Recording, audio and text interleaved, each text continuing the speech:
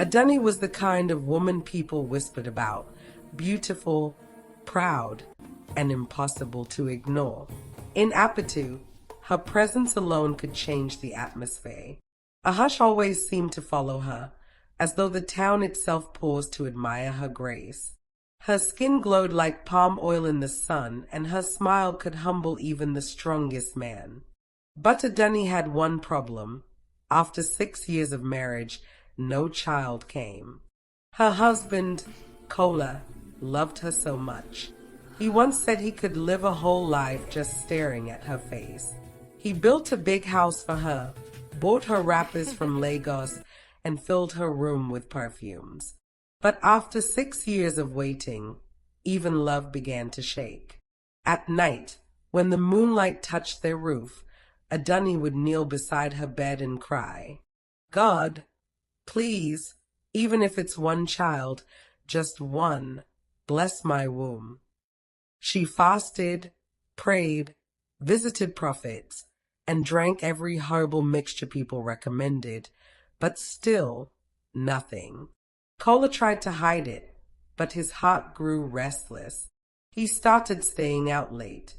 Sometimes, Adunni would smell perfume that wasn't hers on his clothes. "Who is she?"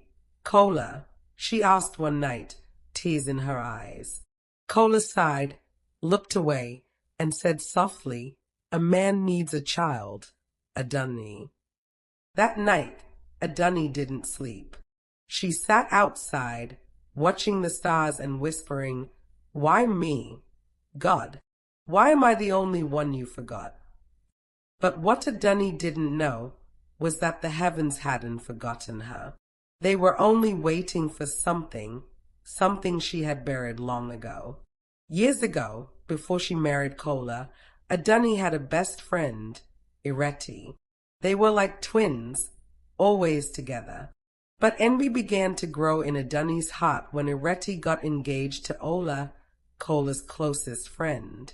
Ola was handsome, hardworking, and loved Ireti deeply. When Ireti became pregnant, her joy filled the whole village. Everyone praised her, but Adunni's heart burned. One evening, when jealousy finally consumed her, Adunni lied. She told the villagers that Ola had been secretly seeing a married woman, that he planned to run away with her, and that he had even bewitched Ireti. The rumor spread like wildfire. By nightfall, angry villagers stormed Ola's compound. They beat him until he took his last breath, right in front of Ireti. The shock broke Ireti's heart. She fell into early labor and bled to death before dawn, clutching her unborn child. The whole village mourned. No one ever discovered the truth. And Adunni, terrified and ashamed, buried her guilt deep inside her heart, swearing never to speak of it again. Now, years later, her womb stayed closed, sealed by the blood of the innocent. And though she prayed, fasted, and cried, the heavens were silent, because the earth had not forgotten. That night, the moon shone brighter than usual. The wind whispered through the trees, carrying strange voices only Adunni could hear. She turned on her bed again and again, but sleep refused to come. Then, somewhere near her window, she heard a faint cry. "Adunni." Her heart jumped. She sat up quickly, her eyes wide, sweat forming on her forehead. "Who's there?" she whispered, clutching her cloth tighter. No response, only the sound of leaves rustling. She lay back down, but the voice came again, soft, distant, and sorrowful. "Adunni, why did you do it?" Her breath caught in her throat.